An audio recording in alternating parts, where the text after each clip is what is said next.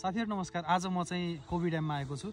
यो चाहिँ टोम्बाबाट करिब 30 किलोमिटरको आसपासमा रहेको छ। एकदमै सुन्दर ठाउँ छ। यहाँ चाहिँ विशेष गरी पिकनिक आउनको लागि र यो सौन्दर्यमा रमाउनको लागि चाहिँ एकदमै राम्रो छ। यो गन्तव्य चाहिँ एकदमै बेस्ट हुन सक्छ।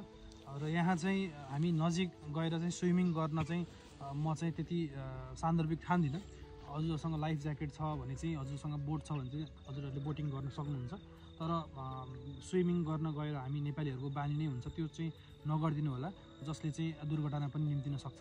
स्विमिङ आउँछ भन्दैमा यहाँ चाहिँ आएर चाहिँ स्विमिङ नगर्दिनु होला। तर यहाँको यो फरेस्ट हामीले वरिपरि देख्न सक्छौँ र एकदमै ठुलो छ, फराकिलो छ र यहाँको रिसोर्सेसले नै धेरै हेल्प गरेको छ टोम्बा रिजनको लागि पनि, विशेष गरी पानीको आपूर्तिको लागि पनि।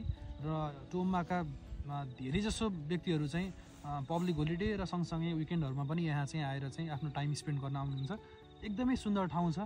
यहाँ आएर चाहिँ दिनभरिको कामको थकानलाई चाहिँ एकदमै कम गर्नको लागि, स्ट्रेस कम गर्नको लागि चाहिँ एकदमै इम्पोर्टेन्ट रोल खेल्न सक्छ र आनन्द लिन सकिन्छ। यहाँ आएर चाहिँ आफूले मजाले यहाँ चाहिँ आएर खाजाहरू बनाएर खान सक्छौँ हामीले। त्यसको पनि व्यवस्था रहेको छ। यहाँ सबै कुराहरूको व्यवस्था रहेको छ, टोइलेटदेखि लिएर एकदमै अति आवश्यक कुराहरूको व्यवस्थापन रहेको छ। र धेरै एरियामा चाहिँ पार्किङ पनि गर्न सकिन्छ, पार्किङ पनि मजाले गर्न पाइन्छ र एकदमै राम्रो छ। देख्न सक्नुहुन्छ यो ब्युटी।